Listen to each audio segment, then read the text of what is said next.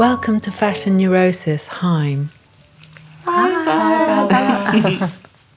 This is the first time I've had more than one guest, and I brought extra pillows especially for you. And can I start with you, Este, because you're the eldest and I'm the eldest too in my family, and I wanted to afford you your rank.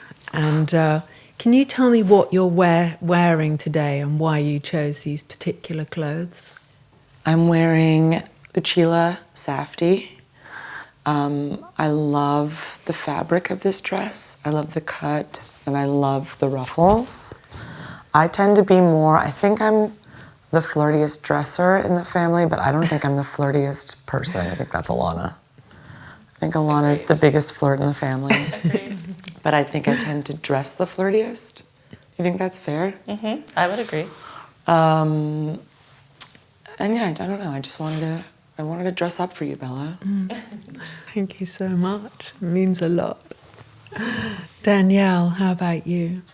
I am wearing a Jenny Fax skirt with a fun little black underwear detail. Mm-hmm. It's actually printed on the skirt. I just thought it would be funny to wear. I usually don't wear skirts. I'm more of a, pants or tailored kind of girl. Mm-hmm. But I'm wearing this Jenny Fax skirt today. And then this jacket is a Louis Vuitton leather jacket. It's one of my favorites. And it's by Nicolas Gasquier, who I am a very, very, very, very huge fan of. Alana, your turn. I'm wearing a vintage helmet-laying dress and a Callaghan jacket that was designed by Nicolas Gasquier. I think this is from the year 2000. Mm-hmm. And I scoured the internet because he only did 3 seasons at Callaghan. So I scoured the internet for a piece. And I wore it because they were the 2 pieces in my suitcase that I really wanted to wear. And I feel like they needed a time out. I'd forgotten he did Callaghan. It's really nice, I must say. I love his previous work as well. I love what he did for Balenciaga. Huge fan. Big fan. Huge Big fans. Nicola fans. You are Haim, a girl band of 3 sisters, one of the most popular rock groups out there right now. Who's the tastemaker and how obedient are the other 2 of you at following orders, or how does it work between you? I'm a follower. I've been a follower. I'm the youngest. I've been a follower my whole life. I think with my we siblings. each have different, maybe if you would call it like a tastemaker-y situation. I think Este's always been the tastemaker when it comes to finding and discovering music. And I think Alana and I have always just followed Este's amazing music taste. Mm-hmm. I hope I steered you in the right direction. You did. Not the wrong You always direction. did. You always did. You always have, you still do. Este's always discovering the best music. And in terms of clothes, because my sister told me recently that when we were kids, she would look at what I was wearing always and then sometimes think, maybe I won't do that. I was like slightly shocked because as the eldest, you have this imperious feeling of like certainty when it comes, well, I did anyway, yet a huge dependency. And I wondered how you figured out your aesthetic identities. Oh, wow. Bella, I feel you on a very deep level also as the eldest, because I didn't have anyone to look up to other than all I really had was just, I looked at my girlfriends for fashion advice, and then also just magazines but there were some disasters. There were some bad fashion choices, I think, growing up, and I wouldn't be surprised if Danielle and Alana looked at me sometimes and were like, no. No, I spent my whole childhood stealing what was in your guys' closets. I was a borrower. No, you got all the hand-me-downs. I got all the hand-me-downs, but I'd also you guys would notoriously get new things and I would just steal them. Because you seem kind of quite harmonious in like how you dress. It seems to have a link to it. Whereas me and my sister, for some reason, sometimes people think we're each other, but we are so different in our aesthetics. I'm more of a kind of child soldier and she's more of a little princess. That's that was our demeanors, and so we rarely kind of swap clothes, but I expected a certain allegiance, even if it wasn't like replicated in what she wore. I just think Danielle, I looked up to both of my siblings, but I think Danielle, I think we can all agree that Danielle had the best closet. Well, Este and I would drive around LA. When Este got her license when she was 16 and a half, it kind of opened up Los Angeles to us because, you know, our parents, just kind of stayed in our neighborhood. Mostly they didn't really like driving us to different parts of LA. They just wanted us to kind of just like hang in the backyard and kind of be in our neighborhood. But once Este got her license, the whole city kind of opened up to us, and we would kind of run around to different thrift shops, and The dollar sale was a big dollar one. sale. Yeah. We just would go shopping and try to scrounge around and find things that we thought, you know, a lot of vintage shopping. We're really lucky in LA. We get really good vintage, and Especially back then. yeah. Before people knew what they had. Yeah, we used to have jumble sales before vintage was a... That's the best. That's what the dollar sale is. Yeah. Yeah. Dollar Oh, sale right. it was in a parking lot on La Brea in Hollywood, and they would literally like take out bundles of clothing, and every piece was $1. Wow. And so amazing. our mom would give us each $10.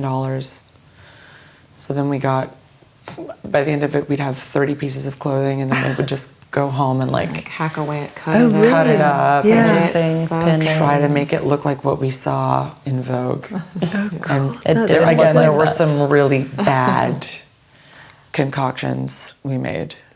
It's important to do those bad things on the journey to finding what's your look. I think Yes, they really definitely. form you. Yeah. And there's a lot said about the middle child having a harder time in the family, and yet you, Danielle, you're, I believe, the main writer of songs, and No, we all write, but I do take a production role. right. Yeah, we all write our songs, but I take a bit of the production role. You take a lot of the production role. She's being modest. Because you seem quite shy as well, and I wondered if you used your outfits to signal the kind of nuance of your personality that you maybe hold back slightly. That's just... No, I've always just had an affinity for fashion, and since I can remember, I think when we got our first desktop computer and internet connection, I think I was, you know, maybe 13 or 14, and I figured out what, you know, Vogue.com was, or I think at the time I was a big, you know, Nylon magazine fan, and I was just searching for, you know, different things on the internet, you know, trying to find cool inspiration for, you know, clothing and how to express myself with clothing. I think has always just been very, like, important to me. And I think also fashion and music, to me, they kind of go hand in hand. And I think a lot of our favorite bands growing up, we also took such style cues from. Was there anyone in particular?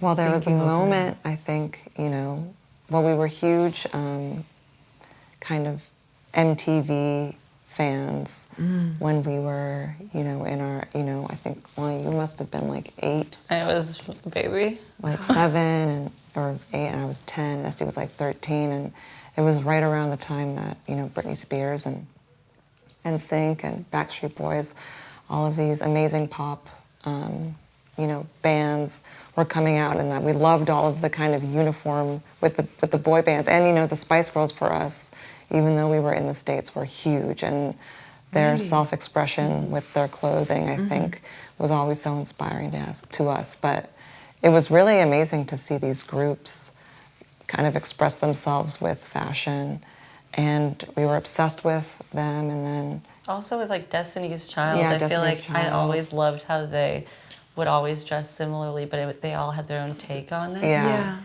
And then so that was kind of in our early teens. And then there was a moment, I think around 2001, where we saw the Strokes on MTV, and we were like, who are they? Why are they?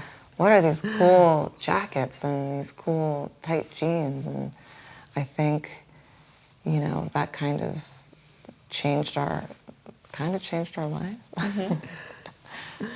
But yeah, it was, and I think from then on we kind of started digging out through the internet for music inspiration and maybe more of, I remember when you taught me to hand sew straight skinny leg jeans, jeans into yeah. skinny jeans. There was a moment when we would see, I think it was in 2001 or 2002, where we discovered paparazzi photos of Kate Moss. And we just thought she was the coolest looking girl. And we saw her wear, I think they were Sass and Bide, maybe, skinny jeans for the first time, like this low-rise gray skinny jeans, and she wore them with ballet flats. And I remember being like, how do I do find that? All of our jeans were like flared or bootcut. So we took a needle and thread, we turned the jeans inside out, and just from the knee down, hemmed them. But we never make knew them how to like skinny. measure. It never really worked. It never really worked. And they were really hard to get on. Yeah. But yeah, we kind of were making our own skinny jeans. Yeah, she was so good at skin. She's so good at a new outfit. Like just, obviously being a Londoner too, and she would show up somewhere and you'd think, how did she figure out a pair of white trousers and a red shirt would be the coolest thing you've ever seen in your life? And she just looked like she'd been dropped from outer space, just dazzling. And she just always does it. The coolest. I mean, I think for a long time, my kind of uniform was like skinny jeans that we sewed, and then ballet flats, and then I think you guys call it a vest. Yeah, you loved a vest. Well, I loved it, a button-up vest, but then under would be like also like a tank top. Oh yeah. And then a button, like from a three-piece suit, we thrifted like a little vest with buttons, and that was like... We had so many vests. We had so many vests. Yeah, God. From the dollar sale. Yeah, all from the dollar store. They're the best ones because a new one is always like doesn't fit. No. You need it Tailored to be already. worn down and not know where it's come from somehow, and it just kind of makes your body. And you talked about at school. At school the currency is clothes, but then there's also snacks. And you said you didn't have good snacks. And We did not I was have good so snacks. interested because I was so embarrassed about my lunch. I used to go under the table and eat it really quickly and pop back up and then sponge off everybody else and look at them like a hungry dog until I got their kind of stuff. And what were your snacks then? Our snacks. We didn't really have Like snacks. veggies. That was the problem. Veggies or like an apple. An apple, which is very sensible. Honestly, My now mom thinking would make us every day a sandwich. a sandwich. So it was mostly a turkey sandwich with mayonnaise and That's Mustard. amazing. and Nothing lettuce. else. But was it like huge hunks of brown bread or nice soft white bread? It was just like Whatever we was had. at the supermarket, like the sandwich bread. But I think growing up, like when you went to a friend's house and they had like a snack drawer Or a a closet. snack Astonishing, closet, yeah. it felt like a movie. Yeah. Like you have just Dunkaroos Yeah, Gushers. and Gushers. Fruit by the foot. Yeah, just readily available. We stayed friends with those friends. Yes, Yeah. those were Make good sure. friends. When kids had like M&Ms, Like when Like, they who had were those candy. friends? Yeah, we didn't. Or have like candy.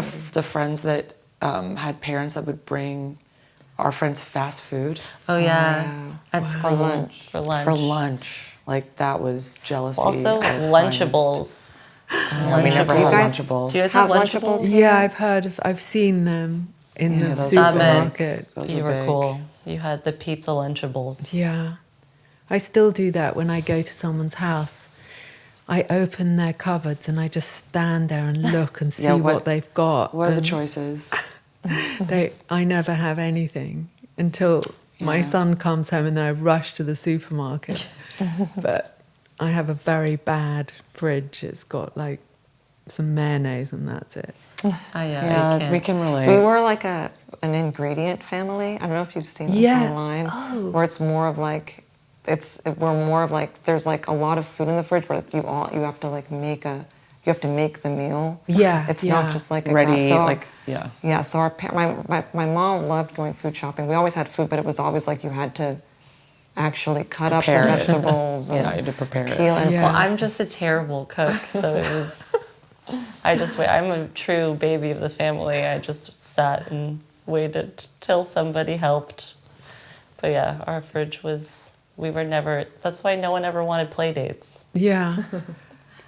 No, it really directs your friendships at a certain age, doesn't it? Thinking about what you can indulge in at their house. Yeah. And Stevie Nicks is quoted as being a fan of yours too. And are you planning something together? Maybe. I don't know, Bella. Maybe. We don't know yet. Even you saying that out loud is like crazy. It's a crazy thing to hear. Yeah, she's always been such a huge inspiration to us. She's a big inspiration to young artists. You know, there are so many people who cite her, and I mean, her music and her look, you know, and fashion-wise, she's a big influence, and she just never stops. And it's great that she's kind of, you know, found this kind of connection with you all, and has such lovely things to say about how you work as a band and how you complement each other. What the things I read that she'd said, but I know you clearly can't say anything about it. But anyway, it's something to be excited about going forward. Yeah, we absolutely love her so much, and have always been just in awe of her. We've seen her so many times in concert, and every time I'm in awe. It's just incredible.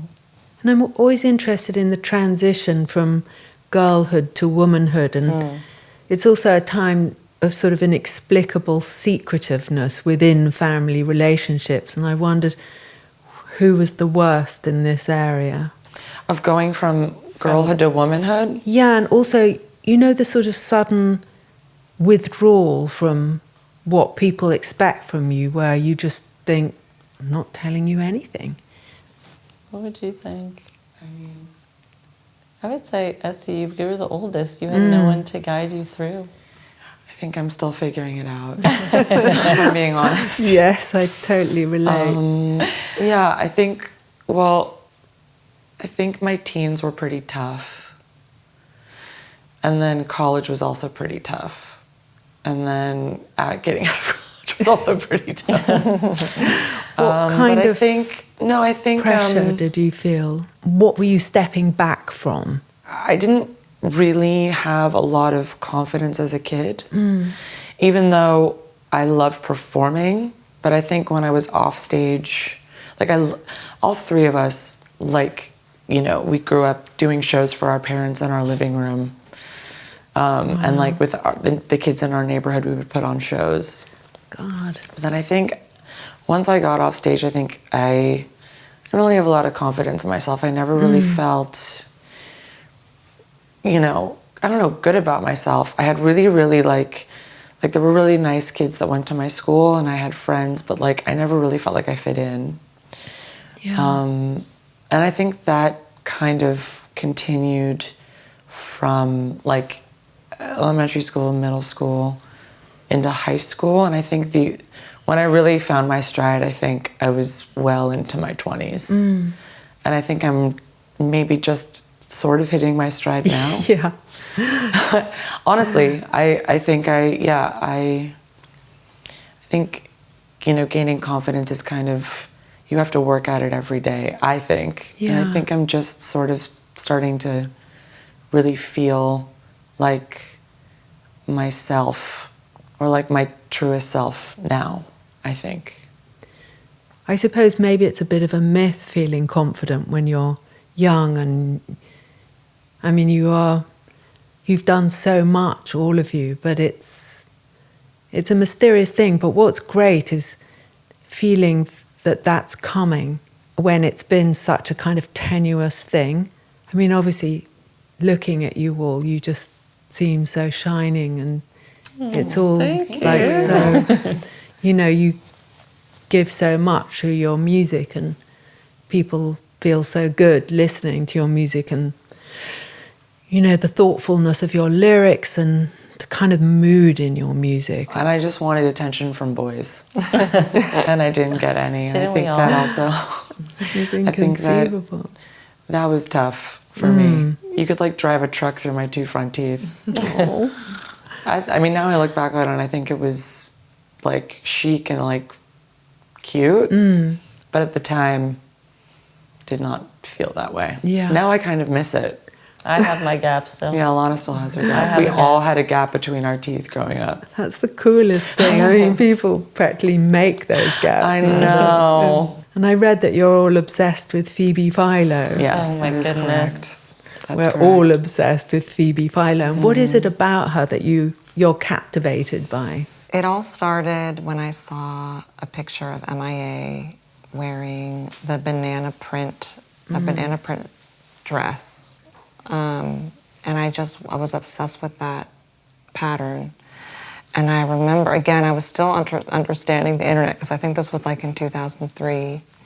And I think I somehow stumbled upon, oh, this is Chloe, the brand Chloe or something. And from then on, like every couple months, I would remember to check the internet for, I didn't even know what like a fashion week was, but I just kind of understood, oh, there's like some sort of show where there's like really cool clothes coming down this sort of runway. And I started really trying to understand what the fashion world was. And I think, it was Chloe, like 2003, 2004, that I really started loving. And now I've gone a little bit back, and I love the Stella and Phoebe collab, and earlier Chloe, and then, Phoebe, Chloe, and then also have to shout out again Nicola. Nicola's Balenciaga was huge. Yeah. Huge for us. But of course, it was just, it's not like we could ever even dream of owning anything. It was a pipe dream. We were just fans from afar. These brands, but we would just go on the internet and just look at these beautiful clothes, and I'm just a huge fan of Phoebe, and then later on when she did Celine, it was like mind-blowing, and now her own brand is beautiful. So we're just huge fans. I love there's so much seriousness, and then there's so much these fantastic jokes and the glamour, the way she just brings in a color, and it seems like she's invented this color, and Totally. she just brings this kind of swagger and this charm to dressing but super chic, but you could be, on the street or going to some fancy event, and it seems like the quality in her personality that comes through in her work, which I really love. Yeah, we're huge fans. I think it was, especially around the 2005 era. I will never forget my first ever big purchase. There was a sale at this place called Fred Siegel. I think I was 18. And we heard that on the last day they do 95% off. Bottom of the barrel. So we woke up early. We figured out somehow when it was the 95% off day. And I got all my money from my birthday. And I found a Chloe top. We both did. We both each got one. They were 95% off, so they were $50 each. Wow. Yeah, so yours was the green one with the black buttons. And I had a pink one with buttons, like a ruffled tank top. But they were each $50. $50. And for us at the time, we're like, I can't believe we're spending this much money on the top. But it felt like a piece of history, and honestly, Yeah. it was. It was one of her last collections, so... Mom found it. Yeah, my mom just is cleaning out the house. She just found Yeah. it. But that was such a big deal for us to own. You never wore it. You actually like. No, I wore it because a couple I of just times. didn't want to get I know, it but get it it was dirty. like it was like a museum piece. Yeah. For you. Like you knew that it was art. Yeah, but also R.I.P. Fred Siegel. Yeah. It was such know. an amazing Great store.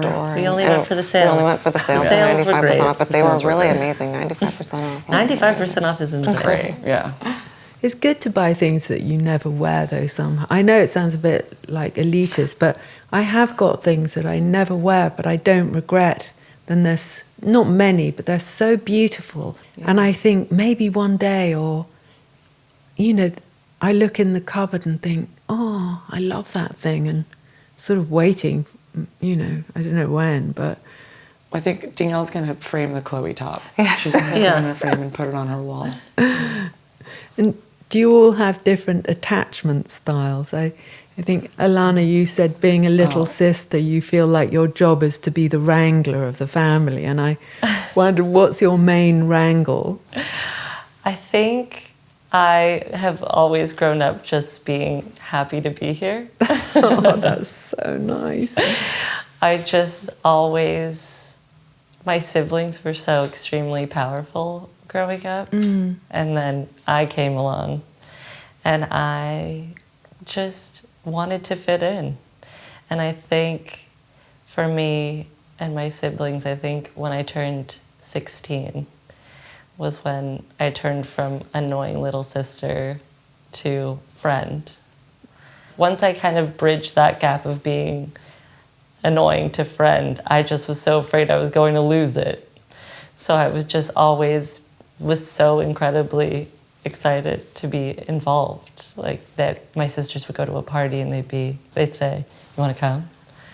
And I couldn't believe it. So I always knew, I was like, I got to play it cool. I just got to fit in. I had braces. I knew I was always the youngest person at the party, so even that was cool. And I was just happy to be there. So I think now growing up, again, I'm grateful you guys accepted me. I'm still scared they're going to be like, you can't come. And I'm in my 30s. What's that anxiously attached or fearful or, I don't know. I definitely have an anxious attachment style for sure. Yeah. I don't know what I I don't know what There's anxious avoidant and an anxious, what's the other one? Yeah, anxious avoidant and Anxious. I think I'm anxious insecure avoidant. attached. Yeah. Insecure. Okay. So I have an insecure attachment style, but I'm working on it. I think I like don't know. avoiding every... So you're anxious avoidant? I think I'm avoidant. I like to run through life just hoping that everything's going to be okay. I worry about the problems later. I think things I like being in a change cloud. with different people. You can be different things in different relationships, because I kind of found it quite fascinating when I discovered the whole thing. Now, attachment theory is such a kind of interesting part of understanding inexplicable kind of behaviors within oneself. And I've, like you, Este, I've always been quite anxiously attached, but now I'm morphing into more anxious avoidant, which I much prefer. Yeah. Wait, what's the Any secret, avoidance? Bella? What's the secret? What is the plan? Well- I think I agree with you. I think that it's something you kind of have to work at. I'm currently working through it. Having somehow the courage to go against the anxiety, which is so terrifying. And then it depends on the person that is most sort of affecting in that. Yes. There's someone in particular, and either kind of face them out or dump them. Yeah. Well, the dream is to just find someone with a secure attachment style and to be around people that are secure, and then hopefully become one of those people as well, which again, currently working but I was on it. reading this, I don't know if you've ever followed Esther Perel. Esther Perel? Yeah. Oh, yeah. And I read her book Mating in Captivity. Oh yeah, I read it. And she talked about the kind of myth of security and how somehow searching for security was almost the death of a relationship. Well, that too, Yeah. but also kind of insecure making, because there's this security, but then there's this other stuff that is missing, which is the kind of charge of insecurity. So how the hell do you reconcile that? Maybe I'm chasing after some fantasy after, watching my parents' weird relationship. I loved that. I mean, I loved that book, but it was also the catalyst for one of my breakups. Right. So Yeah. we read it together, and I think we were both like, oh, okay, I think this is done. God, that's fascinating. This episode is brought to you by Mubi, a curated streaming service dedicated to elevating great cinema from around the globe. From iconic directors to emerging auteurs, every film on Mubi is hand-selected, so you can discover incredible movies and series, streaming anytime, anywhere. Now streaming on Mubi is Twin Peaks. The cult TV masterpiece is now on Mubi in celebration of its 35th anniversary. I've been re-watching the series, and it's as mesmerising and adrenaline-inducing as ever. The beauty of the filming, the David Lynch lighting, so moody and evocative. The music by Angelo Badalamenti is haunting. And then there's the cherry pie. The whole thing is a feast. You can watch for yourself. Try Mubi free for 30 days at mubi.com/fashionneurosis. That's mubi.com/fashionneurosis for a whole month of great cinema and TV, totally free. And Este, as the eldest, like me, you had some time without sisters, and Yes. do you always feel the most powerful just out of habit, or is there one that you kind of there's a consensus who is the leader? No, I think that all three of us kind of take the lead depending on the situation. And I think that's why this works. I think that we've figured out our footing, and we know, when we see one sister struggling, we know that, one or both of us have to kind of step in and help. I don't know. I think that, we've spent our entire lives together. I know that there were 3 years when I didn't have siblings. I don't really remember. I mean, it must have been fun. I know. I mean, I see pictures of just me with mom and dad, and I'm like, what an amazing trio. I wasn't that bad. I cut off all of Danielle's hair when she was like 3 or 4. I woke up in the middle of the night and with safety scissors just cut off all her hair. There's a lot of photos of Danielle with like crooked bangs. And my mom tried to fix it as much as she possibly could, but she didn't do the best job. But I mean, that was when we were like young kids. But I can't even imagine what happened when I came along. You guys both had to deal. Were you like the pet? I think so. Yeah. I don't know. I don't really remember. No, I don't really remember that either. But I think that we've just, we've grown up together. We had parents who were just like, go in the backyard, play with your siblings. Yeah. So, Go kick the ball. go kick the ball. And then Este would say, Let's do we're a going to dance. choreograph a dance. Let's do a dance. Este was an incredible choreographer. Me and Danielle were extremely obedient. We would just do everything that she said. And Este always had a vision. Always had a vision. And then we making the costumes. Costume changes. There were costume changes. Costumes. Music changes. Everything. We're never bored. Yeah. And did you have like a name when you were really tiny? Because I know as a family you performed together, and what was it? Rockin' Haim. Yeah. Our mom and dad. Yeah. We basically just played like for charity and only covers. Street fairs, and I'm a type 1 diabetic. We did some stuff for that. It was our weird family activity. Yeah, there was definitely a point where I thought everyone had a family band, and then when I found out that wasn't true, I was really upset.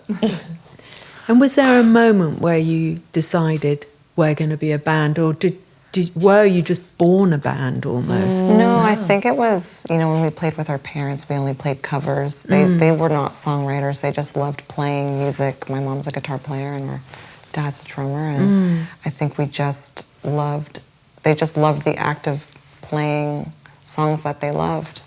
And it wasn't until we were kind of like, well, what about songwriting, which was, probably when we were in our teens. So I probably started writing songs around the time I was, 15? Maybe even younger. Maybe younger. Yeah.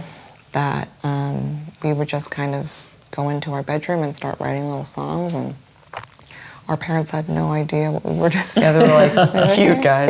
Yeah, cute. But it wasn't until then that we were like, well, maybe we should try and play these songs live in front of people, that we decided, okay, well, maybe let's try it. I was graduating from high school and decided I didn't really want to go to college. I wanted to try and perform these songs with my sisters, and that's when we really started to take it seriously and tried to book gigs in LA, anywhere we Emphasis could play. on tried. Tried Failed many failed. times. But yeah, we played just in LA to like 2 or 3 people. So many shows, for 5-6 years, until we ended up getting signed. But yeah. It was a great time. So wonderful. It's so lovely to know kind of what you're doing when you're that young, because it seems to, That's what we wanted to do. I look back now and I'm like, I don't know what we were thinking. We had blind faith. We were so, it was very much blind faith. Yeah. I suppose part of being a family too is that you're not going to suddenly quit, or maybe less likely, and that one can encourage you can keep the morale strong by, the people become successful because of perseverance as well. And Agreed. I think a lot of people get discouraged and then they just stop. But I think we were just having so much fun. Yeah, it was the best time. It was so fun. And it felt, every show, even if there was 3 people there, we were just grateful for the 3 people. Most times it was like a boyfriend that one of us had and our parents. But even that, it was just the honor of getting to play on a stage was more than enough for us. And I think if any little incremental thing that happened felt like the biggest win and the biggest victory, I think... Still does. It still does, but I think especially then, it was like anything. It was like, you guys, we're going to play the Troubadour. Yeah. So cool. Huge. This really iconic venue in LA, and it wasn't easy to get a gig there. No. And we knew the band that was headlining. Yeah. We asked, Beck, can we please play Can we first open of 4? at 6 p.m. at doors? Yeah. because that's a legend. That I was reading about that in Eve Babbitt's and the Didion Babbitt's book, and there's a lot of talk about the troubadour scene. And is that still a thing? I think so. It's still I would It's still say a venue. I love that venue. Out of every venue that I've ever played in LA, I think the Troubadour is still my favorite. Because it's hold so just legendary. so much. When you walk in, you really feel the history of that venue. And a question for all of you: if you're feeling down, do you wear more or less clothing?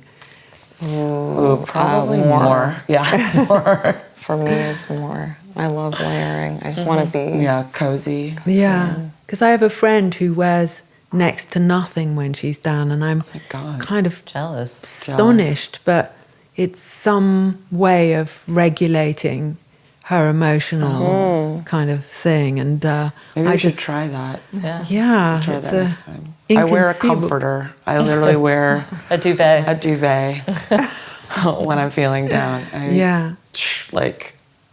I don't know, try to cover myself in as much soft material as I possibly can. But that's actually a really interesting way of approaching it. Right now, I'm kind of doing that. I'm the least covered of all of us. Well, that's a good sign. Yeah. I know it's so odd when people do things that you can't they're like the antithesis of what you think is the solution, and then you think, oh, maybe I should try something to jog myself, something to do with what I wear. I mean, I always think it's the great thing about good clothes so that they can be your kind of ally when you're going through something. And if you have a good outfit, you can be less distracted by your kind of inner turbulence. When we were on tour last time and we had these custom Louis Vuitton outfits, we called it our armor. Yeah. I know, it's a sort of heart protector, isn't it? And if you fancy someone and don't like something they're wearing, does it kill your attraction? It's tough. It's tough. Clothes can always be changed, which is That's nice. the good news. But What's that, Alana? Clothes can always be changed. Yeah. But it is, I feel like you can tell a lot about somebody by what they wear on a first date. yeah. I think you can kind of tell what the future holds for you. Yeah. But yeah, no, it could. I mean, yes. Honestly, actually, something that is so terrible is when you fall in love with somebody and they cut their hair. It's something different, and you have to fall in love with this new person. And you really have to Speaking get from used to experience, it. Alana. Yeah. Speaking from experience. You know. What it's was hard. what kind of, can you describe what happened? I was dating a guy and he had the most gorgeous hair. And then he cut it all off and it felt like I was dating a stranger and not in a good way. Yeah. And also his attitude changed too. Oh, well, that's the real Didn't problem. like it. I always tend to go for guys with no hair falling out, so I love whatever they've got. Love that. How about you, Danielle? Have you got like an allergy to anything? Have you been horrified by anything in particular? And what have you done about it? Horrified. There was, oh God, I don't know. There's always something. There was. You don't need to name names. No, I know. I went on a date with a guy that had like a pre-distressed like motorcycle jacket. Yeah. But it was brand new. Yeah. Do you know what I mean? I know exactly it's- what you mean. When it's just like get an old one maybe. But if you want it to be a distressed, I don't know. Maybe that's just a recent Top of mind. top of mind ick. Este? Oh, me? I guess my ick is someone who dresses like too seriously. Does that make sense? Like, I tend to gravitate towards people that have a bit of a sense of humor with everything. And if you're dressing too, and by serious, I don't know, I guess like too buttoned up or something, or like uptight. Yeah. Or like preppy. Or Yeah, or something like. Yeah. And I like men that dress a little casual, but that know how to dress up and dress well when they need to be buttoned up, I guess. I don't know. My fiance's a great dresser. There have been some blunders, but I've called him on them. No, He's got great taste. he has great taste. I'm really lucky. I'm very guys are lucky. puzzle He's pieces. very lucky. Yes. He's very lucky, but I'm is. lucky too. I find it interesting when someone I like wears something appalling, and what do I like getting over it, thinking, yeah, this is really, I'm really struggling here, but I quite like this person, so where do I place this kind of aversion, this thing that is literally pushing me to the other side of the earth? And Right. Well, how bad are we talking? I know. What was he with? Yeah. my worst was this guy, and anyway, he wasn't the guy for me, and isn't my guy. Clearly.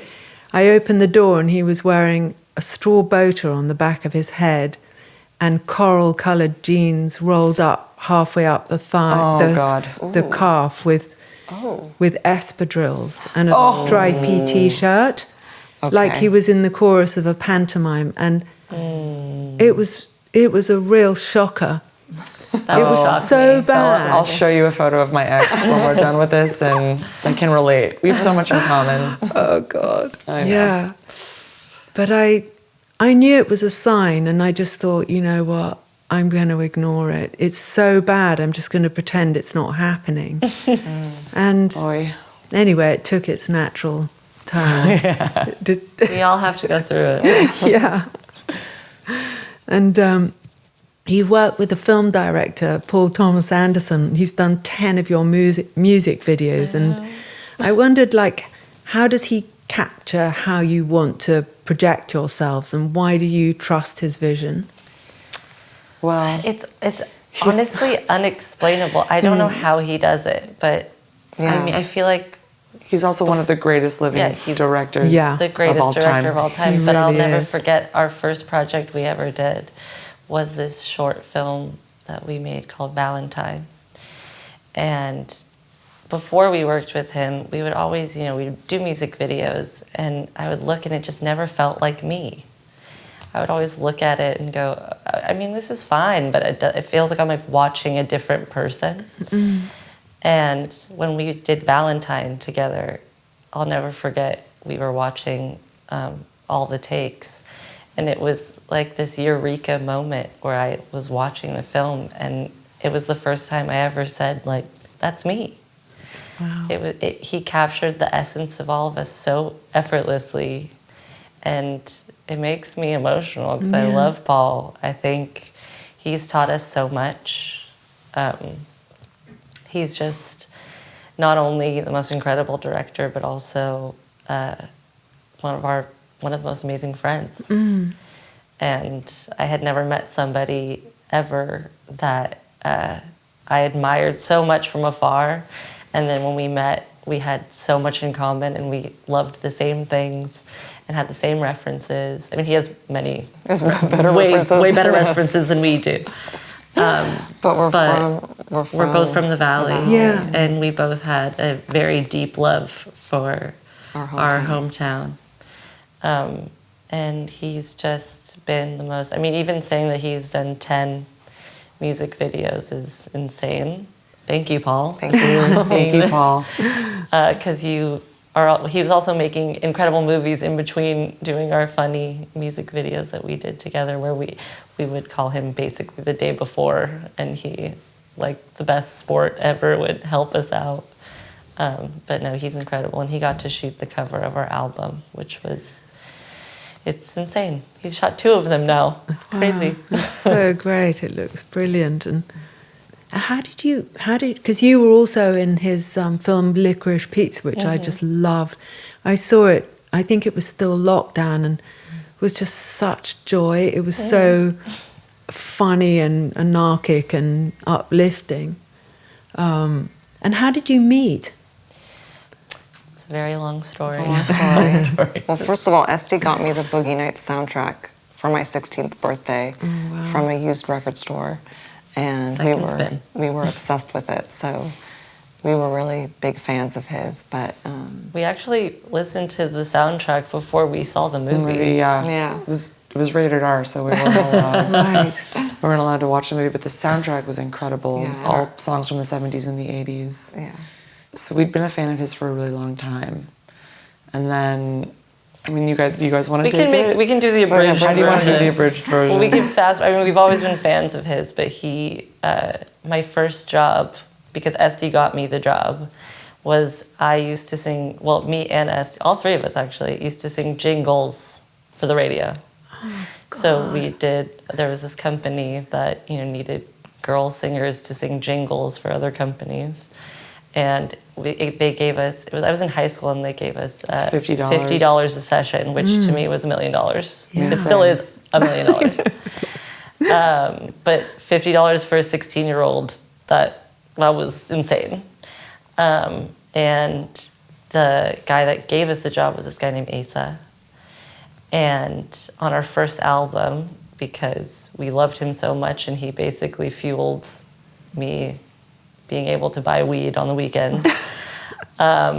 We thanked him on the album because we were just so grateful that he gave us a job. Charming, that's so sweet. And Paul knew Asa's brother named Yorma, and he had heard our song on the radio.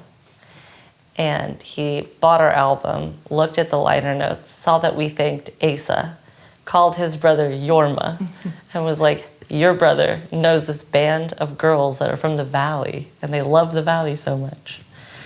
And Give them my email. Give them my email. Yeah. So then we get a text from Asa. and he's like, hey, Paul Thomas Anderson wants me to give you guys his email. And we were like, thought it was a joke. Yeah, I thought it What? was a joke. Could not believe it. And we emailed Paul, and he invited us to have dinner with his family, with Maya Rudolph, who were also Yeah. We are insane Such a giant fans. so insanely. We grew up watching Maya on inspired by. SNL every weekend, and we were so Bridesmaids. nervous. She's so good. And She's we met brilliant. both of them, and it was basically love at first sight. And we basically morphed families. And it took us a while because we were right at the very end of our first album, Days Are Gone, like the touring schedule. So we couldn't work with him. So we just became really close friends. And then on our second album, we had, he basically saw us play live and was like, why don't you have a live video?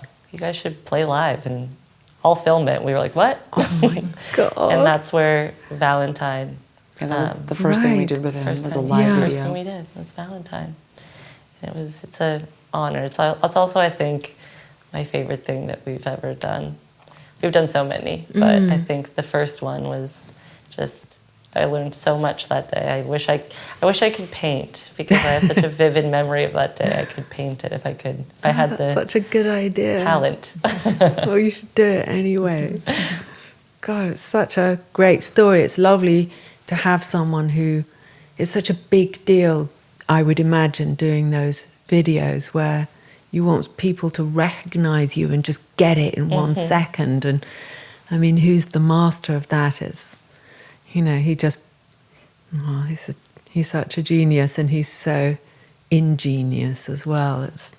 And Danielle, you talked about when you feel low, you worry about dragging your sisters down, and if you show your sadness. And I wondered how you take care of each other in your siblinghood without rescuing each other. Well, I do think we rescue each other. But yeah, I think sometimes, we didn't know we were doing it, but I would recognize it afterwards, where I would kind of, be anxious about something, and I felt like, okay, well, I have to share it with I have to tell someone, and looking back, I probably maybe at the time should have told my friends. I'm nervous about this thing, but I think we're just so close that I would be like, I gotta tell my sisters that I'm so nervous about this thing that we're doing tomorrow, and what could go wrong, and I think, I would do that, and then I would find myself trying to convince them how bad it was. They'd be like, it's gonna be fine. I'd be like, no, it's gonna be really bad if this happens, and then if this happens, and I think, I could kind of convince my sisters that the world was ending, and then we'd be in a collective spiral. And I think I've now realized that's not healthy. Therapy. Kind of like this. And so I think now I've found other ways to express my anxiety. In private. It's difficult, isn't it? Because you want someone to understand you, and yet sometimes the habit I found in my family, I would try to get some sort of emotional support by saying everything terrible that I thought about myself. And then I didn't really feel satisfied by the response, which was sometimes indifference or panic. And then I think, why am I doing this? And blame them, even though I knew it was my habit that I was imposing. And it's taken a long time to kind of break out of it and not go to a kind of half glass full, a sort of melancholy place, which is where I always feel cozy.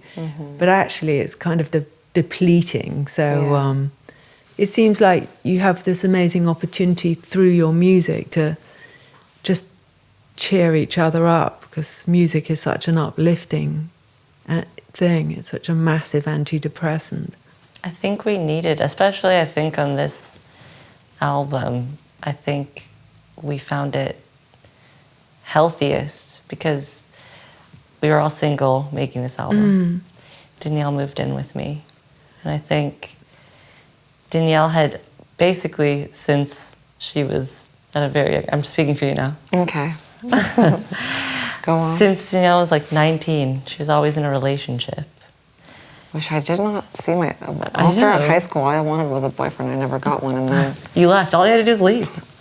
When I turned 19, I kind of turned into a serial monogamist. Yeah, and I have never been a serial monogamist. I've always been a wild stallion. I feel like that's a very like baby of the family trait, is being like a lone ranger. But Danielle moved in with me, and we were both single. Este was single too, but Este, I think 3 Haims in one house would have been too many Haims. But we would all hang out every day, and we would go out with each other like it was us in high school again, and driving around. Este would drive us around again. We'd try to find a party, try to find a bar. And I think when it came to stripping back all the drama that comes with being in a relationship and just being a sister group, I think we weirdly grew up quicker than we did when we were all in relationships. It was like a very freeing experience to me, and I think making this album, we really needed to heal ourselves and heal our past selves, I think. I think on other albums, we were healing things that were happening recently, and I think we kind of dove deep into our emotions and went back to high school and healed that inner teenager. But it was really lovely to see like all of us back together and experiencing life where we are now, but still feel so young. Yeah, you are. Your song Relationships, and you said lyrically it's a mirror to our soul, which I thought was really lovely. And there's a line I read, crushing my heart to fit into your soul, was that right? Which was really, really good. I think anyone could resonate with that at some point, you know, this kind of shape-shifting of, you know, where do you accommodate something and where do you break out? And listening to your album, which I've had the privilege of hearing a few days before it comes out, I've found so many that, you know, so much introspection, but this rhythm of like optimism and dance and fun with this thoughtfulness underneath it, and you just all seem to embody that in such a beautiful way, and it's wonderful to witness. Thank you. Thank you. No, I think you can get lost very easily. I feel like it's kind of maybe growing up in different relationships, you find yourself changing your clothes and changing how you speak and you like start morphing into the other person. And then I feel like it takes going through different relationships. I think when it's over, you're like, what was I thinking? Why was I wearing flannels all the time? What was going on? And I think now it's really nice to be able to be okay on your own, and hoping to find somebody that fits you perfectly, in the sense that they let you run free. Yeah. That's what we all 3 needed. Well, it's great, and thank you so much for being on Fashion Neurosis. I'm so happy so nice. all here on this special bed. On the special bed that I want to have. It's so comfortable. It's so comfortable. We're honored to be your first group. I know, first group. Group therapy. It's an honor. Well, it's my honor too. Thank you so much. Thank you.